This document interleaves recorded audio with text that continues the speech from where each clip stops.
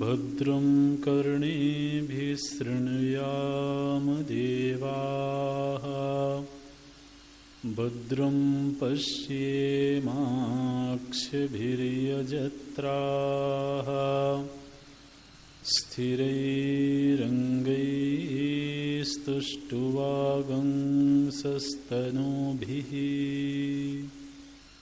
व्यशेमदेवहितं यदायुः स्वस्ति न इन्द्रो वृद्धस्रवाः स्वस्ति नः पूषा विश्ववेदाः स्वस्ति नस्तार्क्ष्यो अरिष्टनेमिः स्वस्ति नो बृहस्पतिर्दधातु ॐ शान्तिः शान्तिः शान्तिः।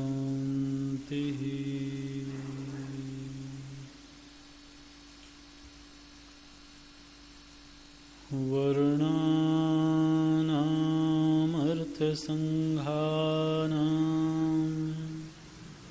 रसानां छन्दसामपि मङ्गलानां च कर्तारो वन्दे वाणी विनायको।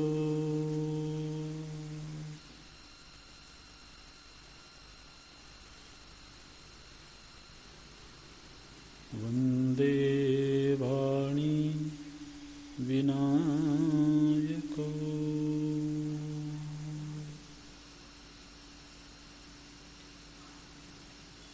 प्रभु श्री राम नाम संकीर्तन करेंगे, आप हमारे पीछे दोहराइएगा।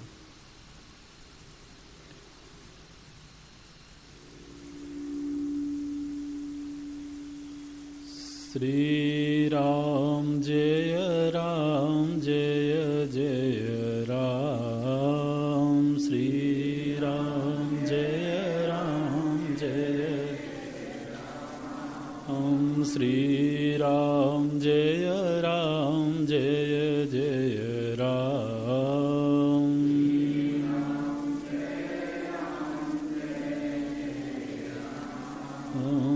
श्री राम जय जय राम। श्री राम जय जय राम।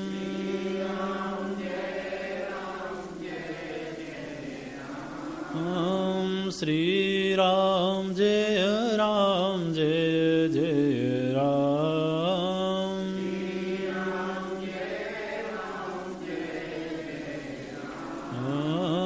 श्री राम जय जय राम।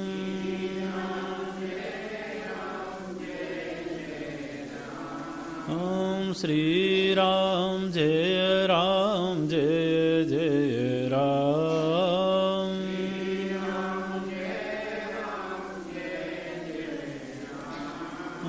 श्री राम जय जय राम।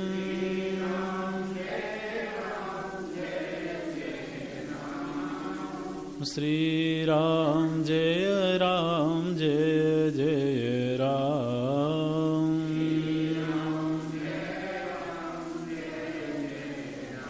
ओम श्री राम जय जय राम।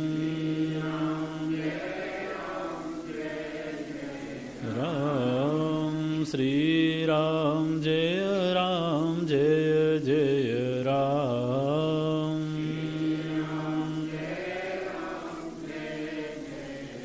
ओम श्री राम जय जय राम।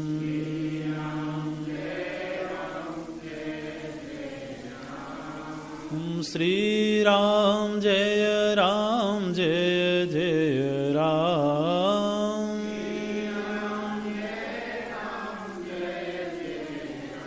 ओम श्री राम जय जय राम।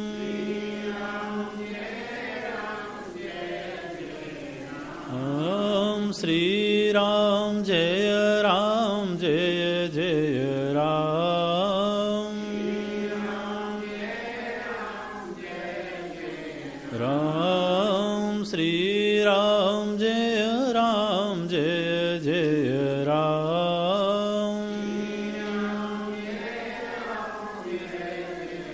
राम श्री राम जय जय राम।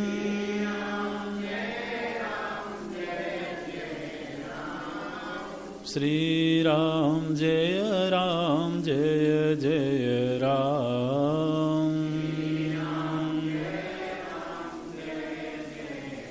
ओम श्री राम जय जय राम। राम श्री राम जय जय राम।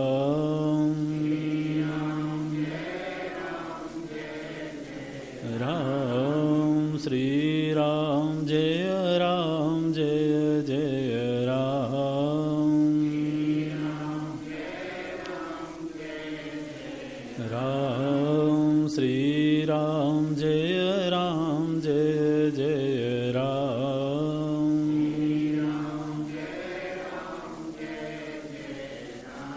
ओम जय जय राम। जय जय राम। ओम जय सिया राम। ओम जय राजा राम। ओम जय जय राम। ओम जय जय राम। बोलिए सियावर रामचंद्र भगवान की। श्री हनुमान जी महाराज की। श्री सद्गुरुनाथ महाराज की।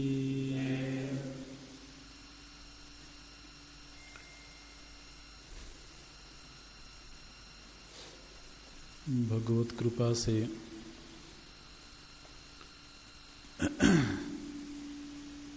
हम लोग सत्संग के लिए समवेत हुए हैं। इस आयोजन का संकल्प श्रीमती विजय खन्ना जी के द्वारा किया गया था।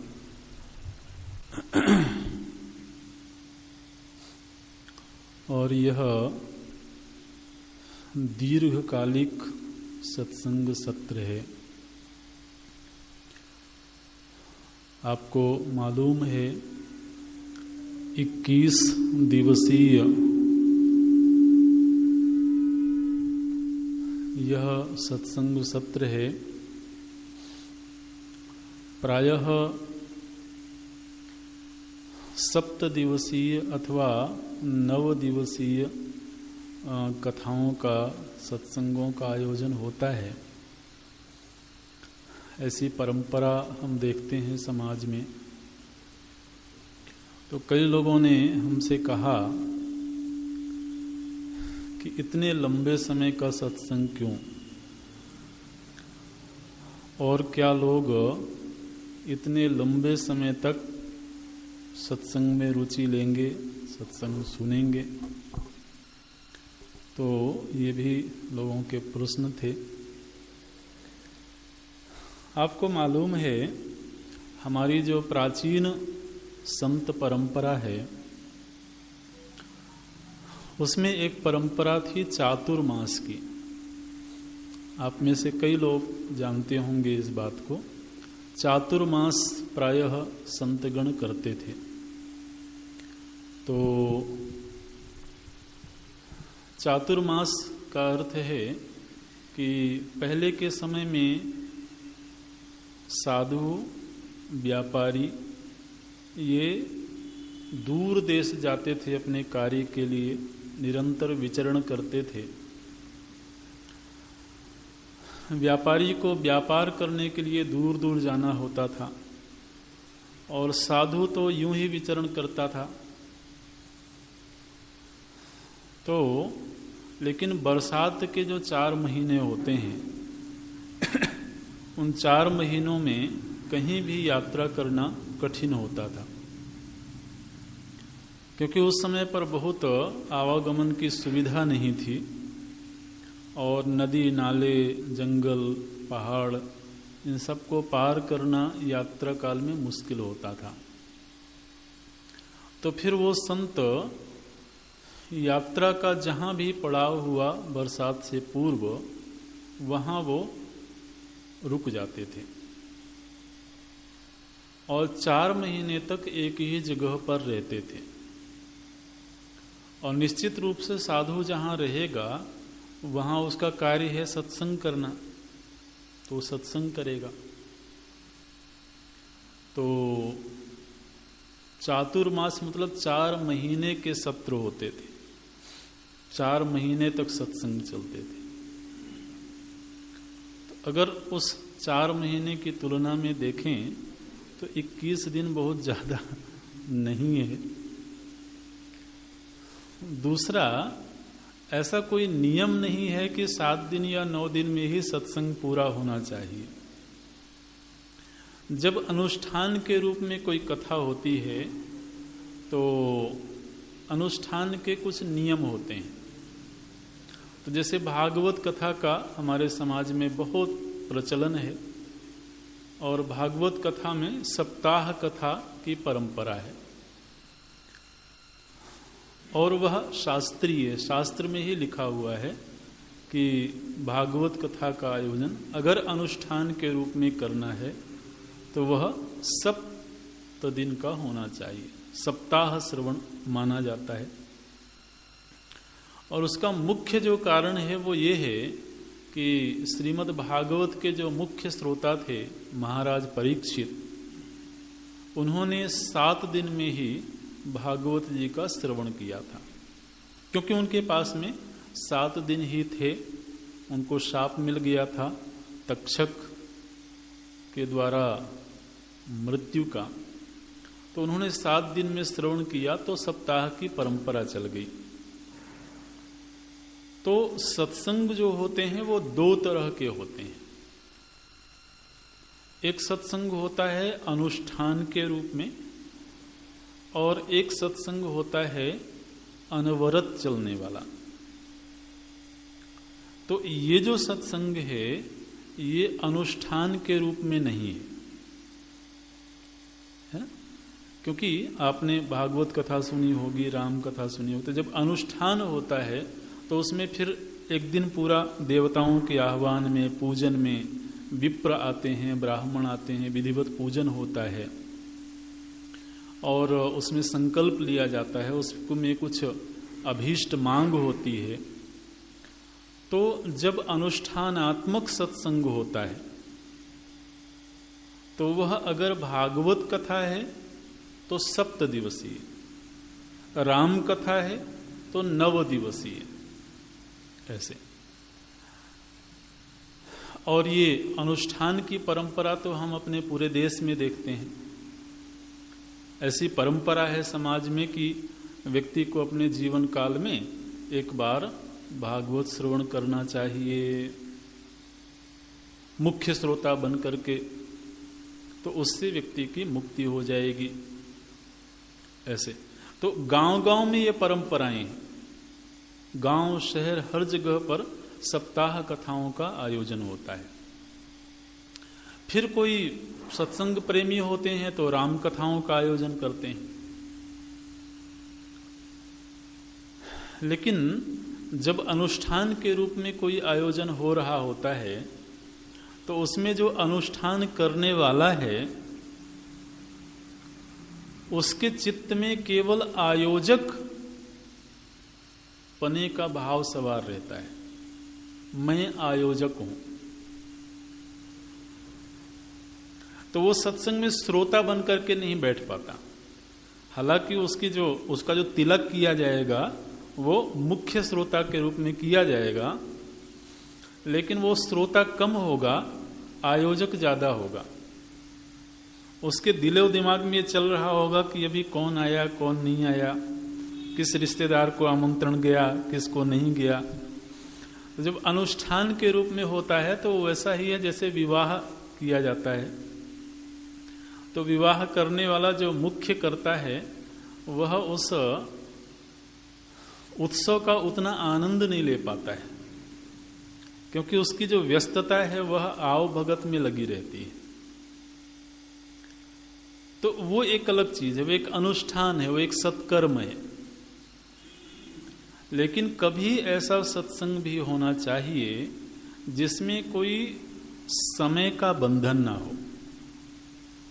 21 दिन भी हालांकि तय किया गया, लेकिन मुख्य बात यह है कि हम जब लंबे समय तक किसी कार्य को करते हैं तो हमें उसकी आदत हो जाती है ना। तो अगर हम लंबे समय तक सत्संग में शामिल हों तो हमें उसकी आदत हो जाएगी। और सत्संग की आदत पड़ना अच्छी बात है। तो दीर्घकालिक सत्संग सत्रों का भी कभी कभी आयोजन किया जाना चाहिए। दूसरी बात यह है कि इसमें समय जो है वो 1.5 घंटे का रखा गया है। प्रायः जो सप्ताह अनुष्ठान होते हैं वो दिन भर चलने वाले सत्र होते हैं। 3-3, 4-4 घंटे के एक दिन में 2-2 सत्र होते हैं।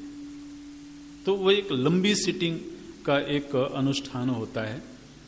लेकिन इस तरह के जो सत्संग हैं, दीर्घकालिक सत्संग, उसमें समय कम होगा लेकिन अनेक दिनों तक चलने वाला होगा।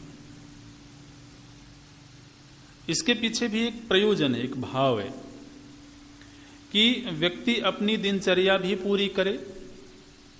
अगर कोई व्यापार कर रहा है, कोई नौकरी कर रहा है, तो वह अपनी जो दैनिक जीवनचर्या है उसे भी पूरा करे और अपने 24 घंटे की जीवनचर्या में कहीं ना कहीं सत्संग को भी शामिल करे। आखिरकार हम में से प्रत्येक व्यक्ति को 24 घंटे प्रभु जी ने दिया हुआ है, और इन 24 घंटों का अगर हम ठीक ठीक से विभाजन करें तो हम पाएंगे कि इनमें से अधिकतम घंटे यूं ही गुजरते हैं। तो कम से कम कुछ घंटे ऐसे भी गुजरने चाहिए जिसमें हम थोड़ा सा अपने जीवन के उत्थान के विषय में सोच सकें, अपने जीवन के आध्यात्मिक उत्थान के विषय में सोच सकें। अपने जीवन का जो बाह्य उत्थान है उसके लिए तो हर व्यक्ति प्रयत्नशील है, लेकिन जीव का कर्तव्य, मनुष्य का कर्तव्य केवल बाह्य उत्थान ही नहीं है। बल्कि प्रत्येक मनुष्य का एक महत् कर्तव्य है अपना आध्यात्मिक उत्थान। हालांकि यह जो आध्यात्मिक उत्थान है यह सभी को समझ में नहीं आता है, और खास तौर से जब हम युवावस्था में होते हैं तो हमारी जो प्राथमिकताएं हैं, हमारी जो प्रायोरिटीज हैं, वो अपने बाह्य उत्थान में होती हैं। लेकिन जीवन के प्रति ये अधूरी समझ है, अधूरा दृष्टिकोण है। जीवन हम सभी को इस प्रकृति ने दिया है। अगर कोई परमात्मा पे भरोसा करता है तो परमात्मा ने दिया है। तो अगर जीवन हमको इस प्रकृति ने दिया, तो जिसने जीवन दिया है उसके मन में कोई उद्देश्य होगा कि मैंने इसको जीवन क्यों दिया।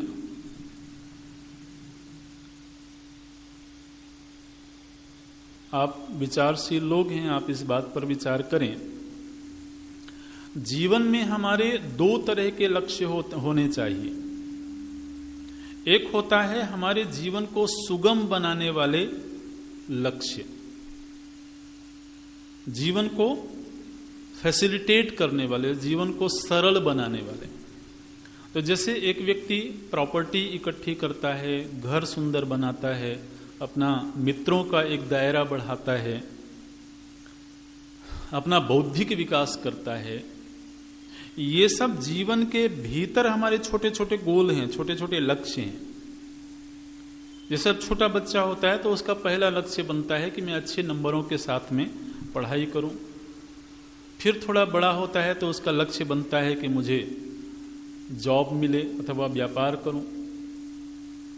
तो ये जीवन के अलग अलग पड़ाव पर छोटे छोटे लक्ष्य होते हैं। इसको अंग्रेजी में बोला जाता है गोल्स इन लाइफ। जीवन के भीतर हमारे छोटे छोटे उद्देश्य। लेकिन जब वह लक्ष्य पूरा हो जाता है उसके बाद भी जीवन तो समाप्त नहीं होता। तो केवल जीवन को सुगम बनाने वाले ही लक्ष्य होने चाहिए या जीवन का भी कोई लक्ष्य होना चाहिए?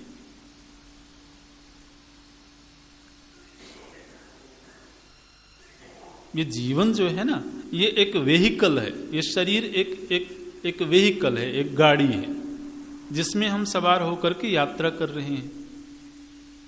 अब इस यात्रा को केवल यात्रा को सुगम बनाना ही प्रयोजन है या यात्रा करके कहीं पहुंचना भी प्रयोजन है? तो गोल ऑफ लाइफ भी कुछ होना चाहिए। गोल्स इन लाइफ और गोल ऑफ लाइफ। तो जीवन में जो हमारे छोटे छोटे उद्देश्य हैं उनकी पूर्ति में तो हम जीवन पर्यंत लगे रहते हैं।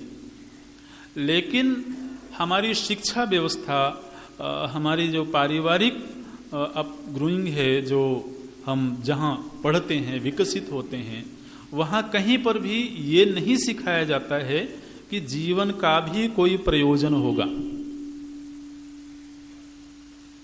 और ये एक जीवन के प्रति अधूरी समझ है। तो अगर कोई इस बात को लेकर के सतर्क हो कि इस जीवन का भी अंततः कोई ना कोई तो लक्ष्य होगा, यूं ही तो नहीं दिया है जीवन। इस प्रकृति ने अगर हमें एक 60 वर्ष, 70 वर्ष, 80 वर्ष का जीवन दिया तो यूं ही तो नहीं दे दिया कि चलो तुमको हम 60 वर्ष का समय दे रहे हैं, 100 वर्ष का समय दे रहे हैं। उस सृष्टिकर्ता के मन में कोई ना कोई प्रयोजन होगा। तो वो जो जीवन का उद्देश्य है उसकी समझ हमें प्राप्त होती है सत्संग में। इसलिए सत्संग केवल वृद्धावस्था का आयोजन नहीं है। सत्संग जीवन के हर मोड़ पर होने की आवश्यकता है। क्यों? क्योंकि वो हमें जीवन के हर पहलू से हमें अवगत करावे। तो एक अनुष्ठान के रूप में सत्संग का होना अलग बात है, और अपने जीवन शैली में सत्संग का शामिल होना वो अलग बात है। तो जिस तरह से हमारे दिनचर्या में बहुत सारी हम आदतें पालते हैं, उसी तरीके से सत्संग की आदत भी बनानी चाहिए। और सत्संग की आदत कैसे बनेगी? जब हम लंबे समय तक उसका श्रवण करेंगे और धीरे धीरे करके हमको उसमें रस आने लगे। क्योंकि एक सच्चाई है कि व्यक्ति को जहां मजा आता है वो वहीं जाता है, जहां उसको आनंद नहीं आता है वहां नहीं जाता है, और जहां आनंद नहीं आता है वहां कई बार व्यक्ति मजबूरी में जाता है। कैसे मजबूरी में? कि आयोजनकर्ता ने फोन किया है, बोले हम अनुष्ठान कर रहे हैं, आप आ जाना जी। तो अब उनका मान रखने के लिए बोले चलो 1-2 दिन हो आते हैं, है ना। फिर कभी कभी व्यक्ति जाता है, समय इतना है, पास ही नहीं हो रहा है, चलो वहां पर थोड़ी सी भीड़ भाड़ होगी, लोग होंगे, मित्र यार आएंगे तो उनके साथ में मेल मुलाकात हो जाएगी, थोड़ा सा समय गुजर जाएगा। तो इसलिए भी कभी हम जाते हैं। और कभी कभी कोई इसलिए जाता है क्योंकि उसको उसमें रस आने लगता है, आनंद आने लगता है। तो सत्संग जो है उसमें जब रस आने लगे, और ये बात ध्यान रखें, सत्संग व्यक्ति को सुंदर ही बनाता है। सत्संग व्यक्ति को कटीला नहीं बनाता है ना। वो उसके व्यक्तित्व में खूबसूरती ही लाता है, अगर ढंग का सत्संग हमें प्राप्त हो जाए तो। इसलिए लंबे समय तक चलने वाले सत्र में धीरे धीरे करके हमारे भीतर सत्संग के प्रति रस पैदा होता है, उसमें आनंद आना शुरू होता है। जब कोई चीज कठिन होती है ना, गरिष्ठ होती है, तो पहले ही दिन उसमें रस नहीं मिलता है, पहले ही दिन वो अच्छा नहीं लगता है। लेकिन जब निरंतर निरंतर उसका अभ्यास करते रहें, आपको पहले से शास्त्रीय संगीत न मालूम हो और कोई घर में शास्त्रीय संगीत चला दे तो थोड़ी देर में ही सिर दुखने लगता है। क्यों?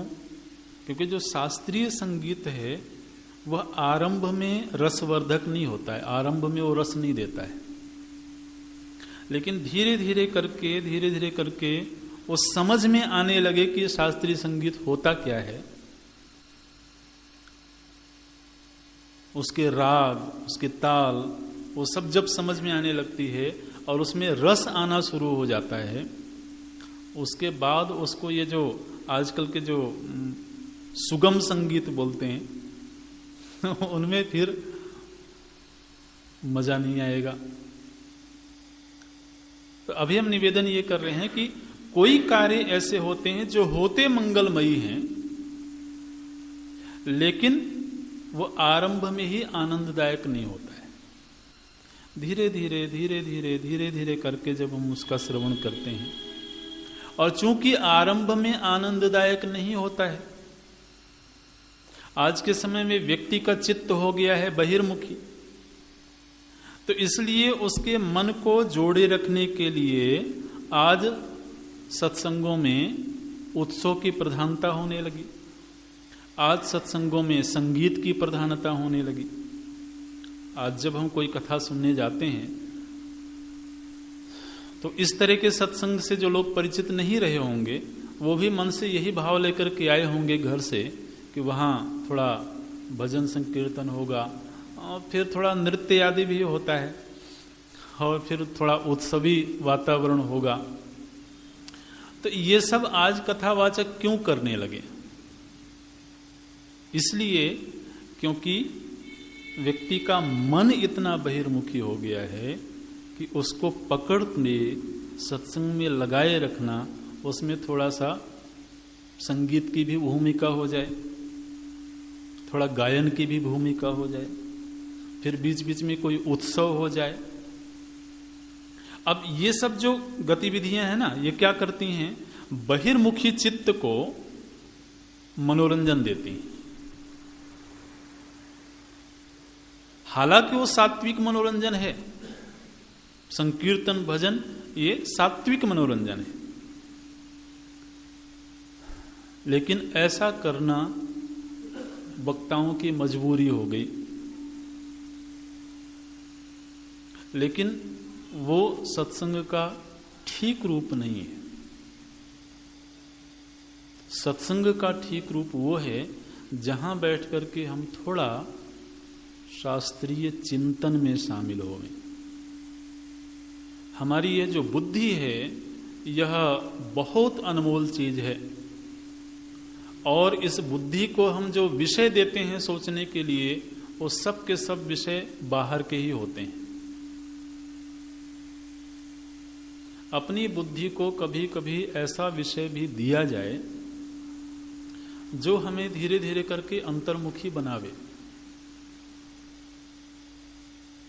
कभी हम ऐसे चिंतन में डूबें कि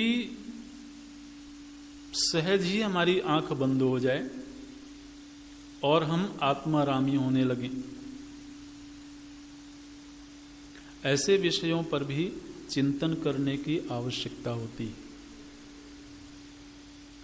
अन्यथा सुबह जब से हमारी नींद खुलती है तब से लेकर के और जब तक हम पुनः विश्राम के लिए नहीं जाते हैं तब तक हमारी आंखें खुली रहती हैं। ठीक है, माने एक तरीके से जागृत अवस्था का पैमाना ही हो गया आंखों का खुली रहना। आप कहोगे आप ये क्या बात करते हो जी, जागृत अवस्था का तो मतलब ही है आंखों का खुली रहना। लेकिन ये गलत बात है। हमें आंखों के माध्यम से उतनी ही दुनिया को भीतर ले जाने की आवश्यकता है जितना हमारे जीवन के लिए जरूरी है। लेकिन जब हम पूरे जागृत अवस्था में अपने इंद्रियों का व्यवहार करते रहते हैं दुनिया के साथ में, तब तक हम जीवन पर्यंत ये नहीं खोज पाते हैं कि दुनिया से हट करके हमारे अपने भीतर भी कोई आनंद है। क्योंकि आनंद हमको हमारी जो इंद्रियां हैं वो बाहर दिखाती हैं। इसलिए परांचिखानी व्यतरण स्वयंभू तस्मात् परांग पश्यति नान्तरात्मन। वेद भगवान ने कहा कि जन्म से ही परमात्मा ने इंद्रियों को बहिर्मुखी बना दिया, तो इसलिए वो बाहर बाहर ही सुख की तलाश कर रहा है। कोई कोई धीर पुरुष होता है जो थोड़ा सा अपने जीवन के प्रति सजग होता है, सचेत होता है, और ये खोज करता है कि बाहर जितना हम सुख की तलाश करेंगे उतना ही हमारी दूसरों के ऊपर निर्भरता बनती जाएगी, और जितनी पराधीनता जीवन में होती है उतना ही हम सुख के स्तर में नीचे गिरते जाते हैं। आखिर आप देखिए, हमने बाहर जितनी वस्तुओं का संग्रह किया, जितने संबंधों का संग्रह किया, उन सब का संग्रह क्यों किया? जीवन की सुरक्षा के लिए और जीवन के सुख के लिए। आखिर हमारे मुख्य मोटिव दो ही हैं, मुख्य प्रयोजन दो ही हैं। जो भी हम सुबह से शाम तक दुनिया को पाने के लिए दौड़ रहे हैं, उसके मुख्य प्रयोजन दो हैं। जीवन हमारा सुरक्षित रहे और सुखी रहे। सुख और सुरक्षा ये हमारे जीवन के मुख्य उद्देश्य, मुख्य प्रेरक है, और उसी की वजह से हम सुबह से शाम तक दुनिया को पाने के लिए दौड़ते हैं। लेकिन एक बात पर आप गौर करें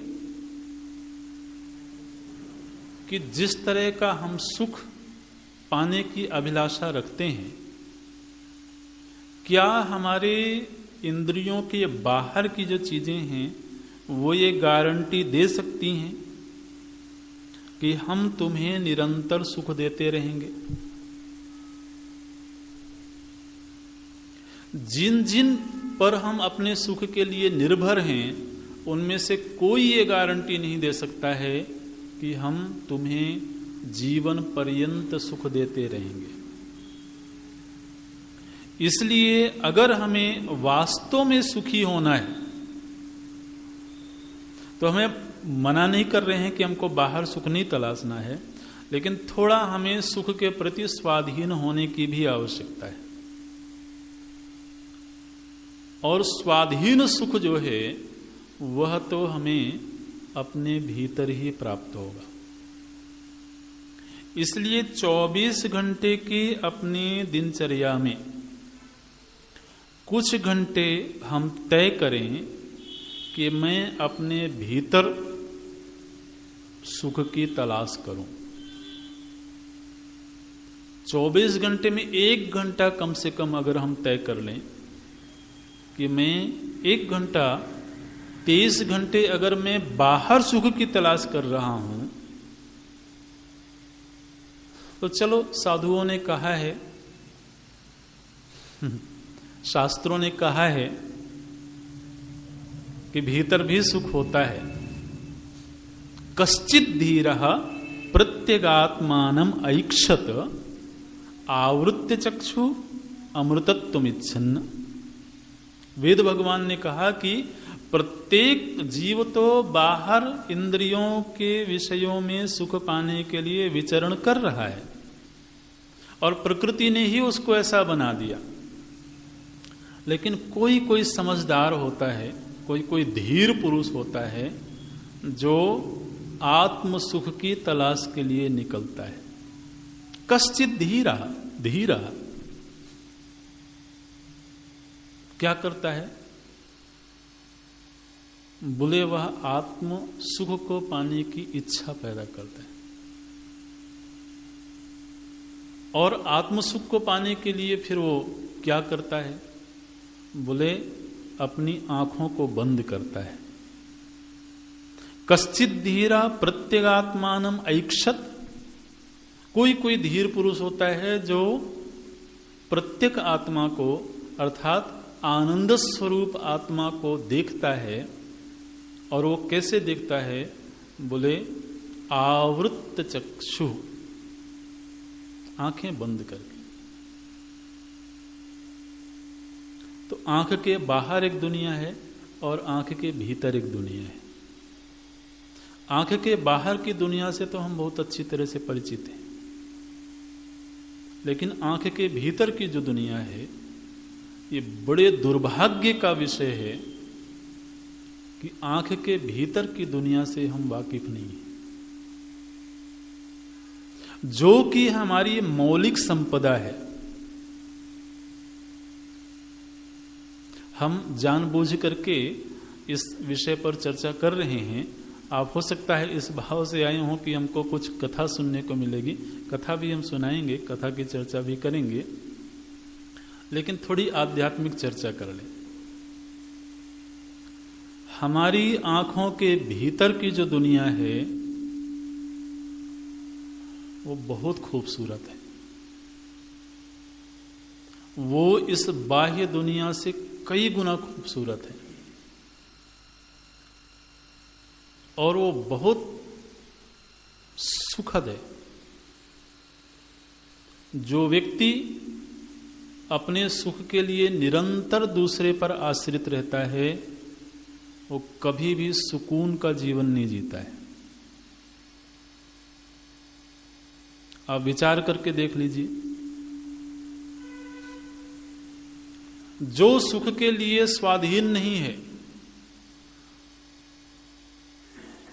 वो सारा जीवन गुजर जाने पर भी ये नहीं कह सकता है कि मैं परम विश्राम का जीवन जी रहा हूं। गोस्वामी तुलसीदास जी ने श्री रामचरितमानस का लेखन करने के बाद उत्तरकांड में अंतिम प्रसंगों में बोलते हैं, पायो परम विश्राम राम समान प्रभु नाही कहूं। एक संत ये घोषणा करता है, उद्घोषणा करता है, अनाउंस करता है कि मुझे परम विश्राम की प्राप्ति हो गई। परम विश्राम मतलब मृत्यु मत समझना, मृत्यु को परम विश्राम नहीं बोलते हैं, क्योंकि मृत्यु के बाद फिर से एक जीवन आरंभ हो जाता है।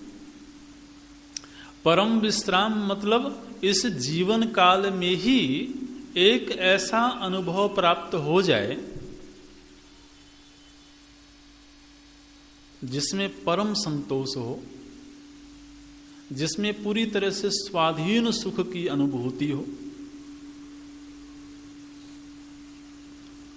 इसकी आवाज से थोड़ी और ठीक करनी पड़ेगी। ये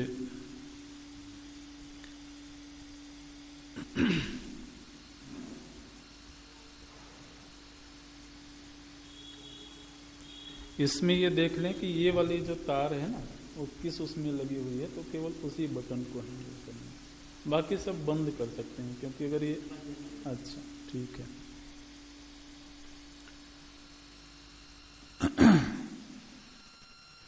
हरिओम हरिओम, ठीक है। तो हम चर्चा कर रहे थे सुख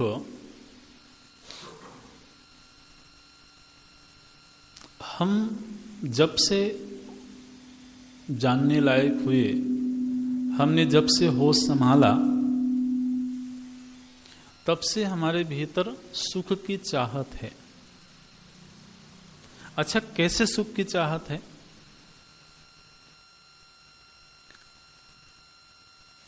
हम ऐसा सुख चाहते हैं जो निरंतर बना रहे। ठीक है, निरंतर बना रहे मतलब सुबह से लेकर के शाम तक और फिर शाम से लेकर के सुबह तक। हम में से ऐसा कोई नहीं होगा जिसके भीतर ये ख्याल हो कि सुबह मुझे सुख मिल जाए कोई बात नहीं, शाम को अगर दुखी भी रहूंगा तो ठीक है, चलेगा। कोई ऐसा चाहता है क्या?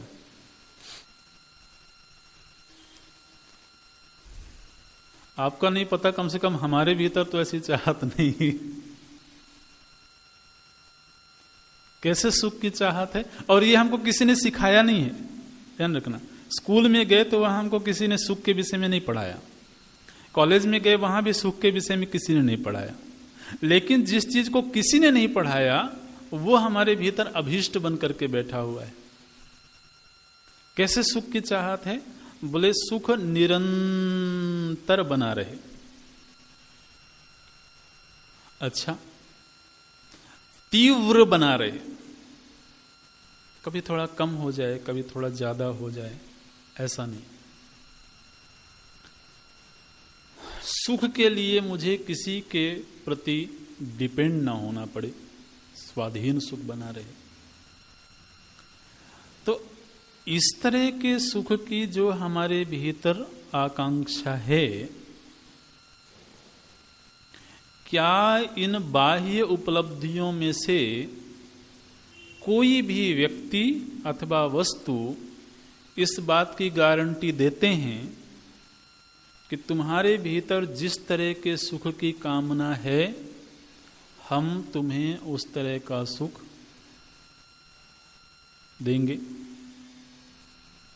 हम ये बिल्कुल नहीं कहना चाह रहे हैं कि बाहर की दुनिया में सुख नहीं है, ठीक है, हम बिल्कुल ये नहीं कहना चाह रहे हैं। हम ये कहना चाह रहे हैं कि हम जिस तरह का सुख चाह रहे हैं उस तरह का सुख दुनिया नहीं दे सकती है। कभी कभी कोई इतना ज्यादा सुख देता है कि व्यक्ति डूब जाता है उसमें, लेकिन जो कभी बहुत ज्यादा सुख देता रहा है, समय बदलने पर कभी कभी वही हमें जीवन में बहुत ज्यादा तकलीफ भी देता है। तो कोई ये कैसे दावा कर सकता है, कोई ये कैसे गारंटी ले सकता है कि हम आपकी चाहत के अनुरूप जैसा आप सुख चाह रहे हो वैसा हम आपको देते रहेंगे? आपको एक आध्यात्मिक रहस्य की बात बतावें। जिस तरह के सुख की हमारे भीतर चाहत है, उस सुख का नाम है श्री राम।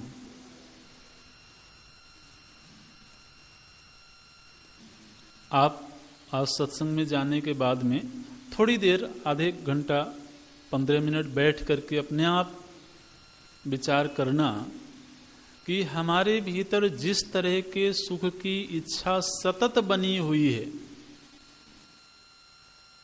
उस तरह का सुख हमें कौन दे सकता है। खोज करना, अनुसंधान करना।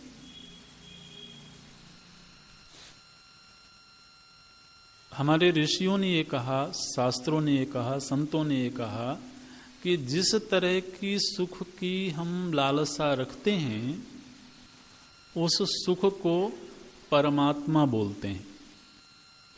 जो आनंद सिंधु सुख राशि, सी करते त्रैलोक सुपासी, सो सुख धाम राम अस नामा।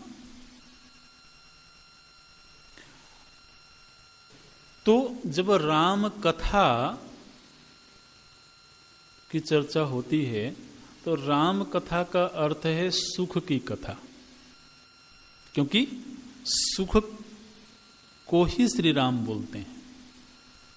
श्री राम किसी व्यक्ति विशेष का नाम नहीं है ना? ये हम लोगों को मालूम रहना चाहिए। श्री राम एक ऐसे तत्व का नाम है, एक ऐसी सत्ता का नाम है जो सुख स्वरूप है। इसलिए सुख स्वरूप तत्व ही कभी कभी मानवीय आकृति धारण कर लेता है लीला करने के लिए, लेकिन वस्तुतः वो जो श्री कृष्ण के रूप में है अथवा श्री राम के रूप में है, वो परम आनंद तत्व का नाम है। और हम जीवन पर्यंत उसी की चाहत रखते हैं।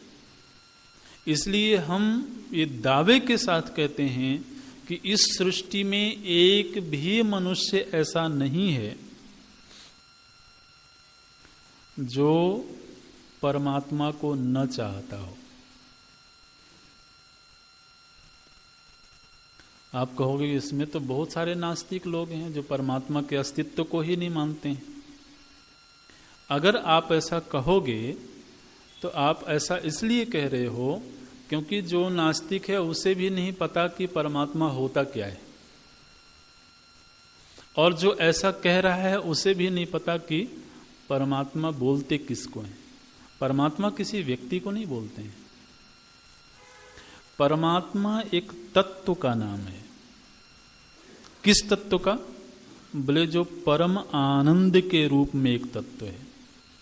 और इस दुनिया में नास्तिक भी नास्तिक इसलिए है क्योंकि नास्तिकता में उसको सुख मिल रहा है। ठीक है ना? नास्तिक कहलाने में मजा आ रहा है। तो ये मजा क्या है? सुख है ना? तो एक व्यक्ति है जिसको भजन करने में मजा आ रहा है, एक व्यक्ति है जिसको सेवा करने में मजा आ रहा है, एक व्यक्ति है जिसको मैखाने में जाकर के मजा आ रहा है, एक व्यक्ति है जिसको दूसरों को तकलीफ देकर के मजा आ रहा है, सैडिस्टिक जॉय बोलते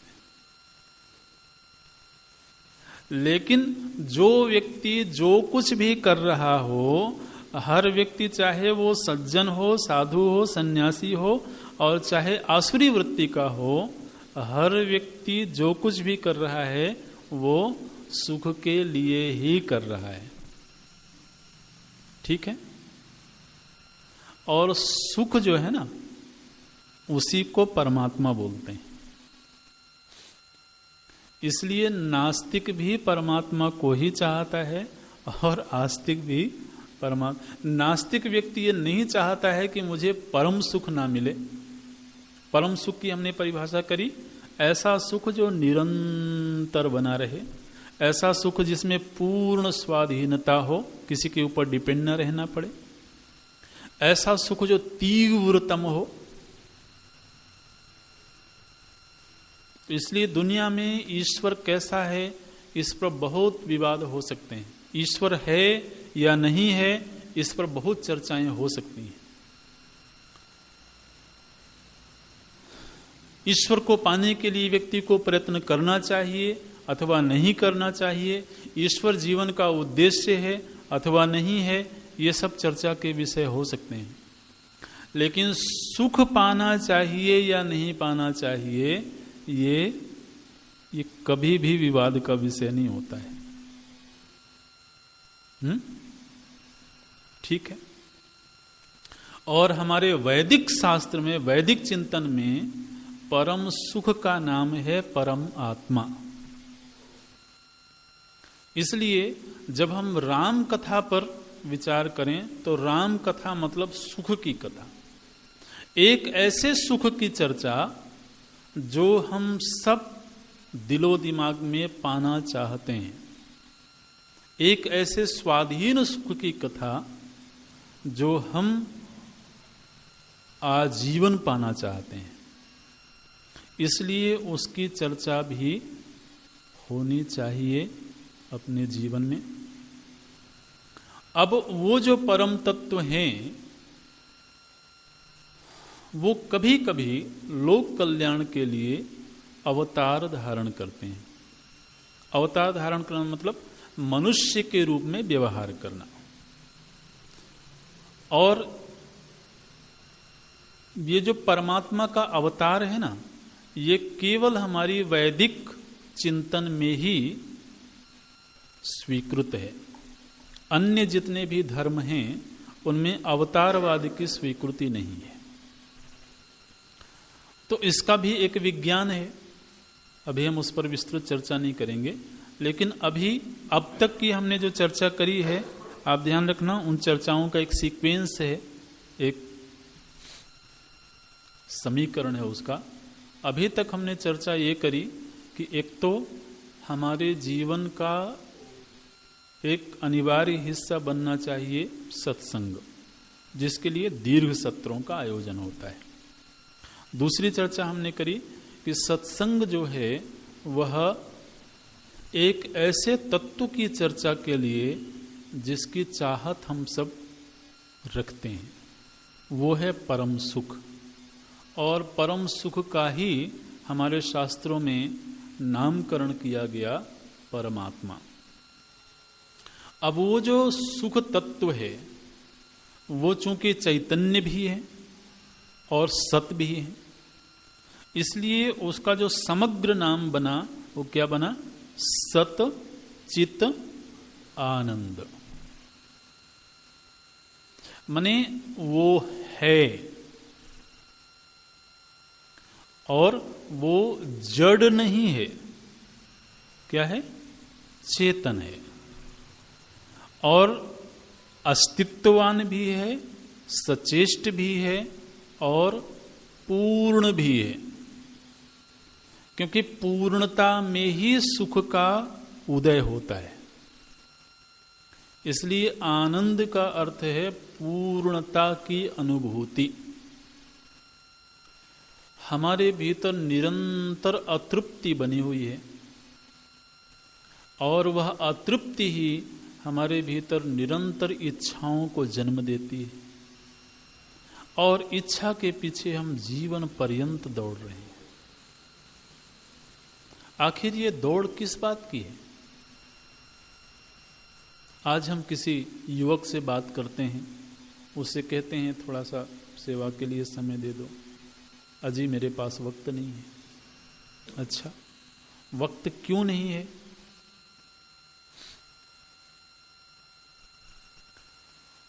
वक्त जो है ना उस समान मात्रा में सबको अलॉट किया गया है। किसी को 25 घंटे नहीं दिए गए और किसी को 23 घंटे भी नहीं दिए गए। ठीक है?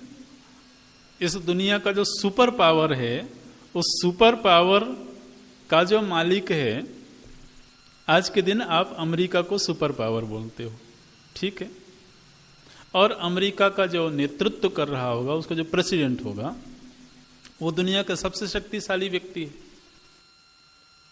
लेकिन उस सबसे शक्तिशाली व्यक्ति के पास भी 24 घंटे ही हैं,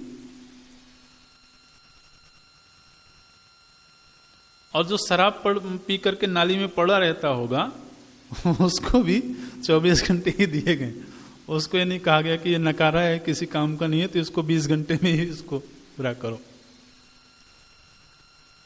तो वक्त तो यूं इस प्रकृति ने सभी को समान दिया, लेकिन जब हम ऐसा कहते हैं कि मेरे पास वक्त नहीं है, तो इसका तात्पर्य यह है कि मैं कहीं दौड़ रहा हूं, कहीं इंगेज हूं, ठीक है। और व्यक्ति इंगेज क्यों है? क्योंकि उसके भीतर कुछ इच्छाएं हैं, कुछ महत्वाकांक्षाएं हैं, उनको पूरा करना है। अच्छा, हमारे भीतर महत्वाकांक्षा क्यों है? आप विचारशील लोग हैं ना, विचार करिए कि हमारी सारी दौड़ इच्छा की पूर्ति के लिए है, लेकिन इच्छा ही क्यों है? इच्छा इसलिए है क्योंकि भीतर अतृप्ति है, ठीक।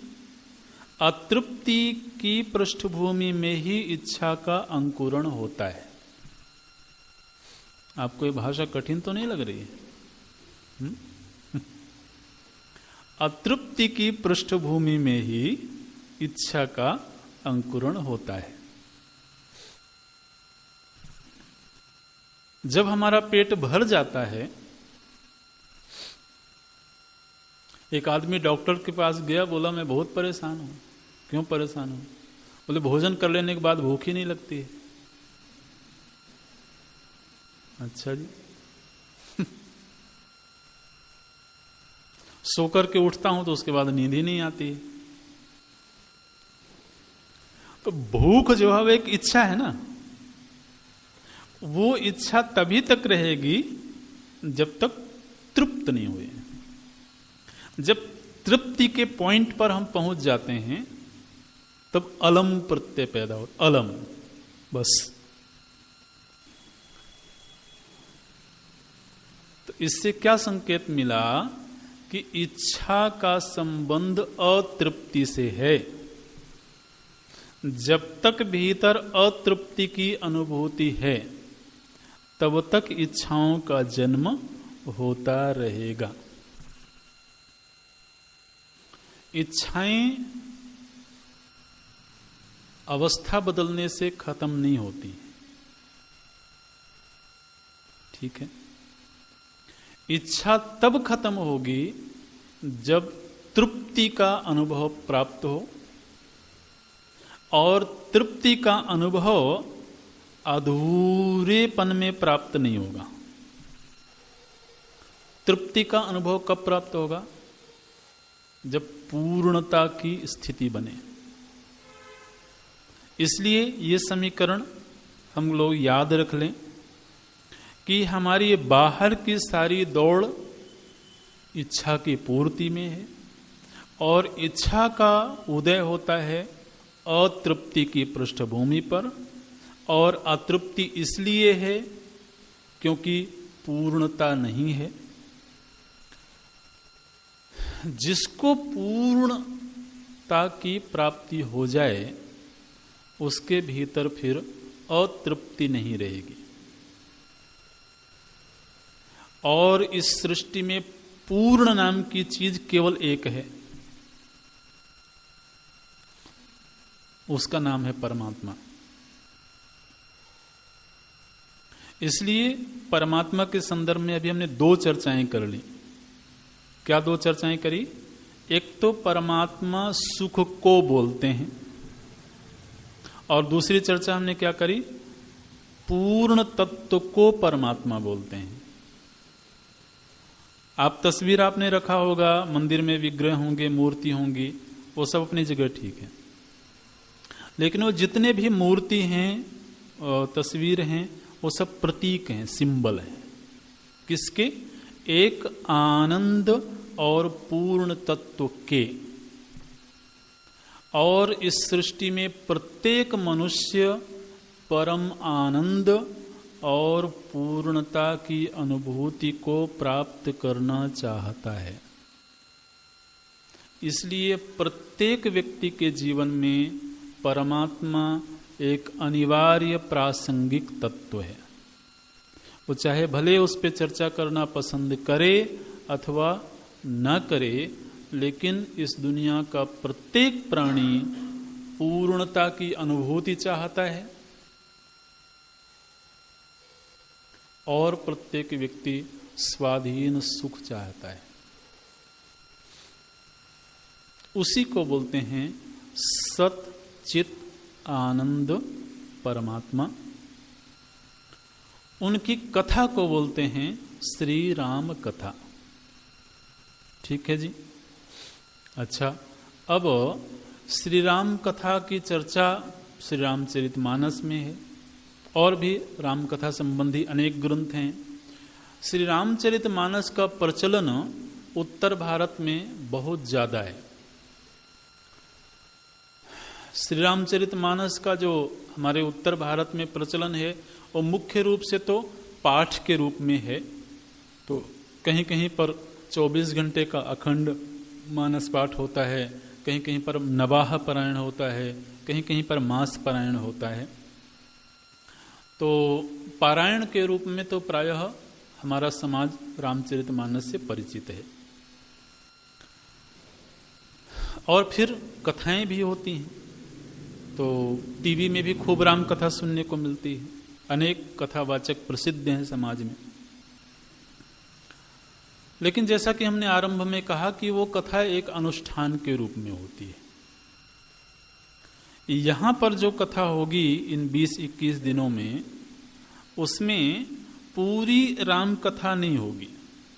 पूरी राम कथा का मतलब भगवान के अवतार से लेकर के और राज्याभिषेक तक एक पूरी कथा होती है, राम कथा होती है।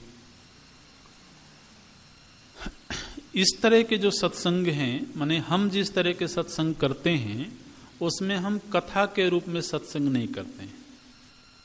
हम जो सत्संग करते हैं उसमें किसी एक प्रसंग को लेकर के उस पर क्या चिंतन प्रस्तुत किया गया है। तो श्री रामचरितमानस में कुल मिलाकर के 7 कांड हैं। ठीक है, 7 कांड मतलब 7 खंड। और उन 7 खंडों में से जो सबसे अंतिम खंड है वो है उत्तर कांड। पहला है बाल कांड, फिर अयोध्या कांड, फिर अरण्य कांड, फिर किष्किंधा कांड, फिर सुंदर कांड, फिर लंका कांड और फिर उत्तर कांड। इस तरह से तो 7 कांड हो गए। इनमें से जो सबसे अंतिम मतलब उत्तर कांड है,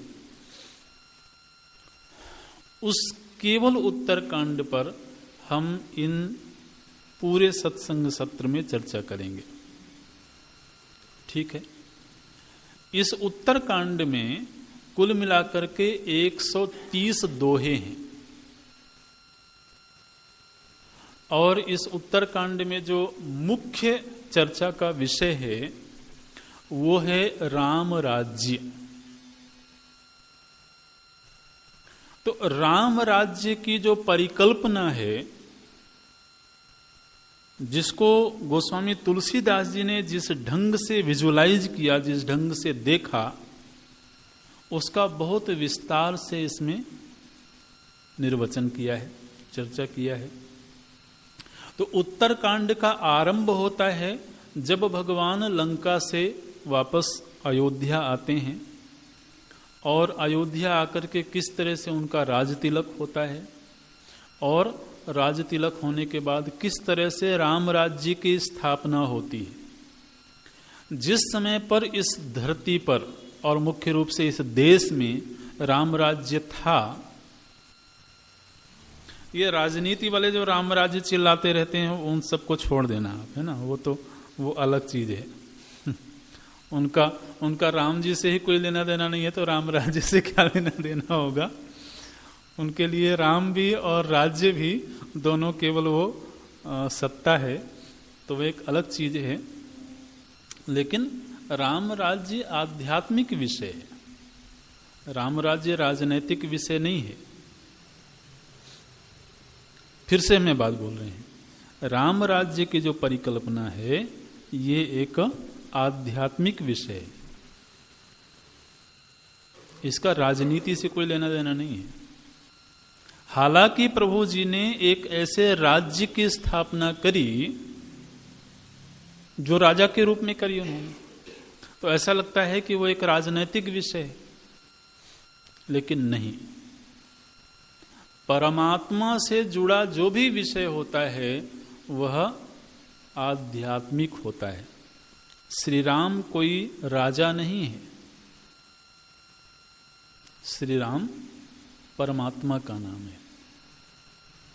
तो जब आनंद तत्व, जब पूर्ण तत्व कभी कभी मानवीय आकृति लेकर के समाज के सन्मुख आता है, तो वह मनुष्य के रूप में क्यों आता है?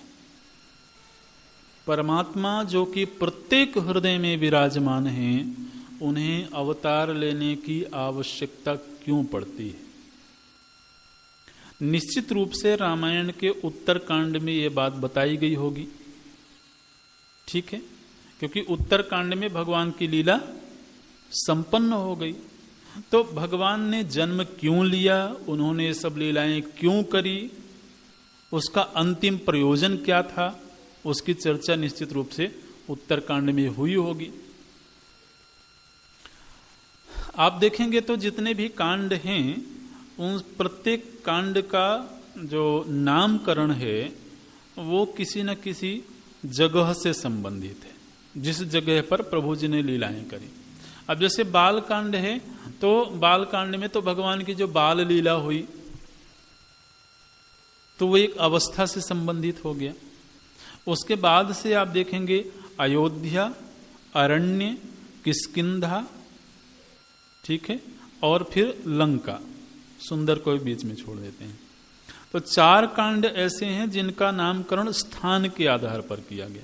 अयोध्या में जो लीला हुई वो अयोध्या कांड, अरण्य में वन में जाकर के जो लीला हुई वो अरण्य कांड, किष्किंधा में जो लीला हुई वो किष्किंधा कांड, लंका में जो लीला हुई वो लंका कांड, बीच में एक कांड है सुंदर कांड। उसमें कुछ सुंदर सुंदर बातें कही गई हैं, उसका अर्थ अलग है, वो फिर किसी दिन चर्चा करेंगे। और जो अंतिम कांड है वह ना तो किसी स्थान से संबंधित है, ना ही किसी लीला प्रसंग से संबंधित है। उसका नामकरण क्या किया गया? बोले उत्तर कांड। उत्तर का अर्थ क्या होता है? तो उत्तर का एक अर्थ होता है बाद में, और उत्तर का एक अर्थ होता है किसी समस्या का समाधान। बोले मुझे इसका उत्तर मिल गया। तो अब ये जो उत्तर कांड है, इस कांड का नाम उत्तर कांड क्यों रखा गया? एक तो इसलिए रखा गया होगा क्योंकि इस कांड में अनेक प्रश्नों के उत्तर होंगे, ठीक, अनेक आध्यात्मिक प्रश्नों के उत्तर होंगे, समाधान होंगे। फिर एक प्रश्न हमने उठाया कि परमात्मा मनुष्य के रूप में अवतार लेकर के लीला क्यों करते हैं, उनका अंतिम प्रयोजन क्या है? इस सवाल का उत्तर भी उसमें होगा, ठीक है। और उत्तर का जो पहला अर्थ था बाद में, तो बाद में का अर्थ होता है जो कंक्लूजन होता है, जो निर्णय होता है। हम किसी के साथ 1 घंटे तक मीटिंग करते रहे और 5 मिनट में फिर उसको समाप्त किया, तो 1 घंटे तक जितनी चर्चा हुई उसका निर्णय क्या है? बोले वो हमने 5 मिनट में डिस्कस कर लिया, कि अंततः आज हमने इन मुद्दों पर चर्चा की है और ये हमने डिसीजंस लिए, निर्णय लिए। तो परमात्मा अवतार से लेकर के लंका पर्यंत यात्रा करते रहे। 14 वर्ष की तो उनकी वन की यात्रा रही, उसके पहले उनके गुरुकुल की यात्रा है, फिर उनकी बाल्यावस्था है, फिर उनका विवाह आदि के प्रसंग हैं। परमात्मा ये सारे चरित्र क्यों करता है, इस प्रश्न का उत्तर उस कांड में होगा। तो श्री रामचरितमानस का जो उत्तर कांड है वह आध्यात्मिक दृष्टि से बहुत महत्वपूर्ण कांड है। इसमें अनेक आध्यात्मिक प्रश्नों का उत्तर है।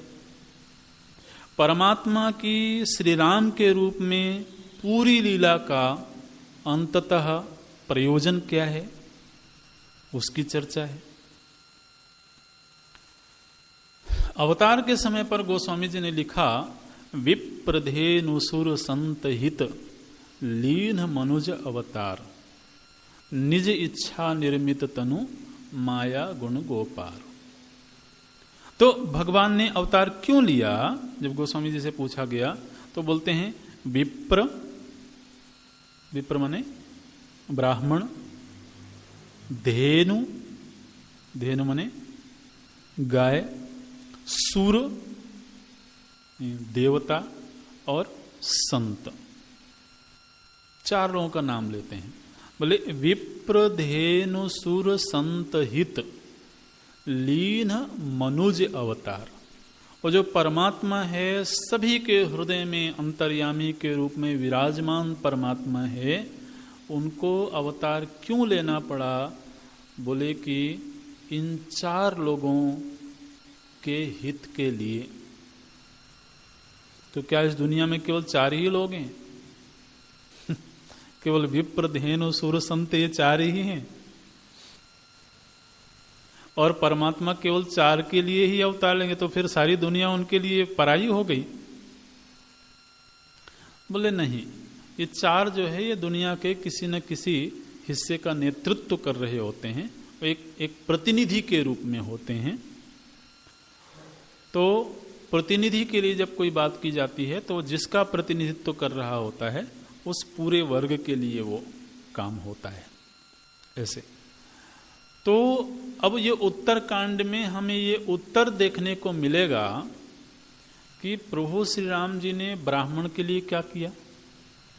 क्योंकि अवतार जिस समय हुआ उस समय गोस्वामी जी ने लिखा विप्रधेनु सुर संत हित।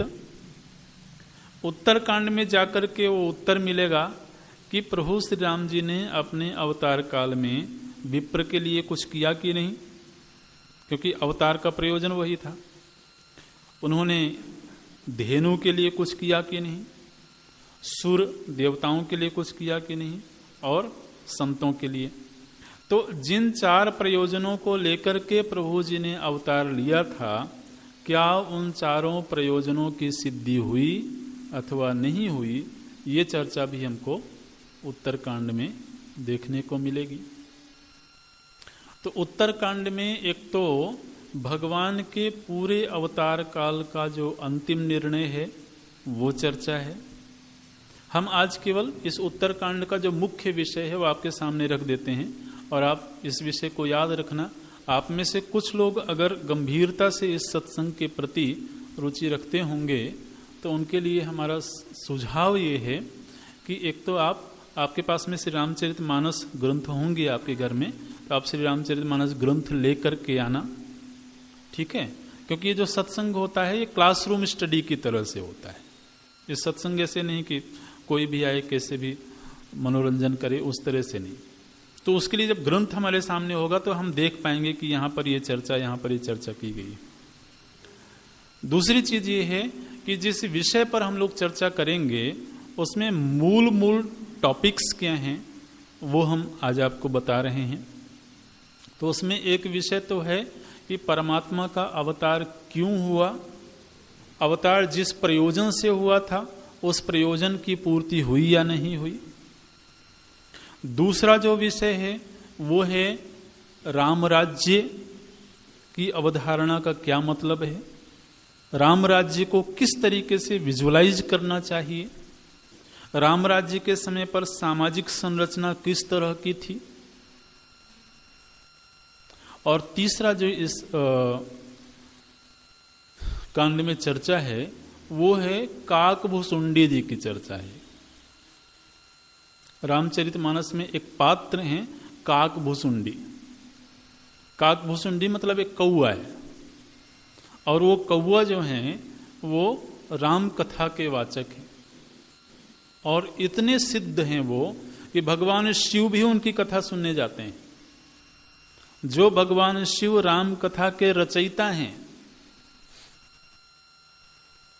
रचि महेश निज मानस राखा, पाई सुसमो शिवासन बहाका। तो वो भगवान महादेव काकभुसुंडी जी के यहां कभी कभी कथा सुनने जाते हैं। तो इस उत्तरकांड में काकभुसुंडी की चर्चा है। अब काकभुसुंडी जी की चर्चा का क्या मतलब है, तो काकभुसुंडी जी की चर्चा का मतलब ये है कि एक जीव जो कौवे की योनि में है, वो कोई बहुत सम्मानजनक योनि तो है नहीं, लेकिन कौवे की योनि में जाकर के भी किस तरह से वह परम आनंद को उपलब्ध होता है। मनुष्य तो उस योनि से बहुत श्रेष्ठ है। तो अगर एक काक योनि में रहा हुआ जीव उस तत्व का अनुभव प्राप्त कर सकता है, तो मनुष्य क्यों उससे वंचित है। तो इसलिए ये कथा भी हम सभी के लिए बहुत प्रेरणादायक है। तो 3 मुख्य विषय हैं, अवान्तर विषय और भी बहुत सारे होंगे। परमात्मा के अवतार का प्रयोजन, राम राज्य की परिकल्पना, और एक जीव की आध्यात्मिक जीवन यात्रा। ये इस उत्तरकांड के मुख्य विषय हैं जिस पर हम लोग कल से चर्चा करेंगे। और जैसा कि हमने निवेदन किया, आप ग्रंथ अपने पास में रखेंगे तो अच्छा रहेगा। और कभी कभी जीवन में इस तरह के सत्संग की भी हमें आदत पड़नी चाहिए। आज का समय यहाँ पूरा हो रहा है, हम इस सत्र को पूरा करते हैं, और कल से भी समय वही रहेगा 6 से 7:30 के बीच में। और इस सत्संग का नियम यह है कि हम समय से ही सत्संग आरंभ करते हैं, तो आप समय से ही आवें और समय पर ही सत्संग संपन्न होगा। ओम ओम पूर्णमदः पूर्णमिदं पूर्णात् पूर्णमुदच्यते पूर्णस्य पूर्णमादाय पूर्णमेवावशिष्यते। ओम शांति शांति शांति। हरि ओम श्री गुरुभ्यो नमः। हरि ओम।